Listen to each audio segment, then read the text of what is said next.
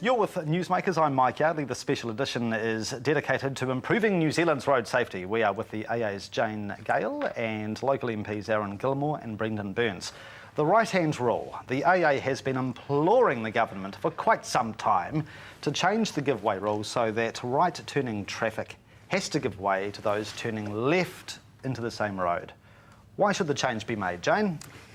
Well, for a start, it's confusing for tourists who come here, obviously. Shortly there'll be about the same number of tourists as people in New Zealand. It's extremely difficult to be looking two ways at once. So if you're turning left and someone's turning right, you'll be looking over there and then you'll turn and there'll be a pedestrian, so you've got or a cyclist coming through. So you can't look out for the more vulnerable users with this rule. And then if you're turning left and then someone's turning right and someone shoots straight through, the right turning person thinks they've got right of way, they get smacked. And there's quite a few of those going through. And I was teaching my daughter to drive. We're sitting there turning left and she said, "Have I got right of way, Mum?" And I said, "No, you haven't." "Yes, you have." "No, you haven't." "Yes, you have." Because we were looking in the rear vision mirror to see the cars coming through. So it's extremely difficult for people to learn that rule. And I was driving when they changed it, and I'm quite prepared to change it back. You know, I think it's time for a change. Do you think the current rule needs an overhaul? Does it need to be flipped on its head? Jayne just spent a minute trying to explain what the rule really was. So it's a good example of the problems exist. But if you start changing it, it gets even more complicated. The current rule simply is one is, if people coming from your right, you give way to them. And that's as simple as that. If you start changing, we have differentiation rules, people get very confused very quickly. People who've been driving, even people like me who've been driving for 20 years, will start thinking, oh, what is the rule in here? And now, new drivers will get it over time. So there are some problems there trying to change rules. Although, I mean, I could be setting myself up here for a major fall. I would have thought if we changed this rule, it would actually create a true right-hand rule, wouldn't it? Potentially. Which is why, again, it's in this document and why we're asking people their views and opinions on it. Brendon? I think it's a 51-49 call. No, and I'm quite serious about that. I mean, the benefit of the current rule is that people turning right have got a space created for them.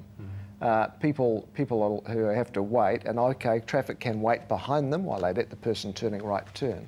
But I would have thought that creating the opportunity for people to turn might marginally be a better thing than having to cut across in front of traffic which has got the right of way.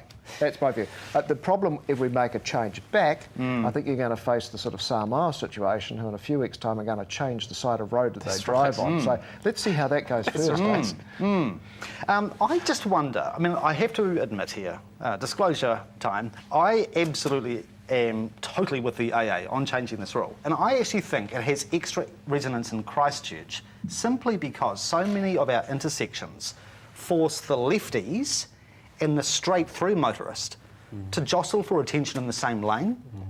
And if you've got the lefty sitting there applying the letter of the law and giving way to the right turner, you've got all the straight-through traffic cluttered up. Now, surely if this rule was changed, it would improve traffic flows immeasurably, wouldn't it? It's good to know you're on the side of the lefties, Mike.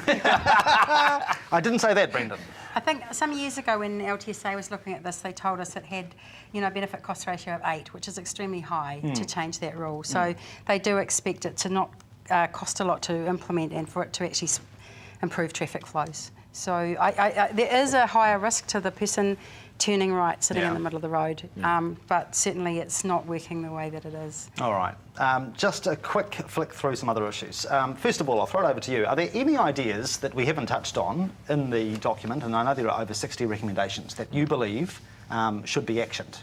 Is there anything that tops your list? I'd like to see a bit more focus on making cycling safer, because cyclists are the most vulnerable people on the roadway, and I don't think we pay them enough cognizance. OK. Aaron? Yeah, look, there are a whole bunch of stuff around, I guess, infrastructural improvements, and that's talked about in here, median barriers, things like that, which need to be thought about, and again, they're in this document for people to consider.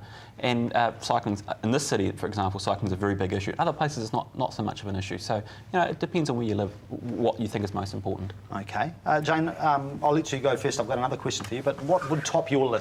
Top my list would be really raising the profile of the crash cause being inattention, loss of concentration, poor observation. Those crash causes about 3 times higher than speed and alcohol, and no one's ever heard of them. And it's a significant issue because people are being told, don't speed, don't drink and drive, and they think they're fine, and then they take their attention off the road, and that's when they're getting killed. So for us, it would be to really raise the profile of the fact that lapses in concentration can happen to anybody, and then exactly what Aaron's saying, we need to then design the system to be more forgiving of human error. All right. By the way, rumble strips. We've got them to the north and south of Christchurch on State Highway 1 on the left side of the road. I wonder if they should be a centre lane, you know, to actually ensure the distracted or dozy driver gets a bit of a jolt if they go onto the wrong side of the road. What do you think? Be a cheap option, wouldn't it? I don't know what the costing is on the rumble I strips. totally agree with you. Now, I have to confess my interest here, because I went around preaching rumble strips to all the engineers around the country and they've taken them up. But they're a very, very high return thing because they deal with fatigue and attention, drink drive, everybody. Yeah. That's it. And so they do prevent them, but the engineers don't want to put them where people normally are allowed to travel because you've got rumble across them and get used to them. Yeah. I agree with you. I think they should be there. We'll fight the good They should fight, be Jane. rumbling on the middle of the centre line, Lovely. and that would save lives. There you go.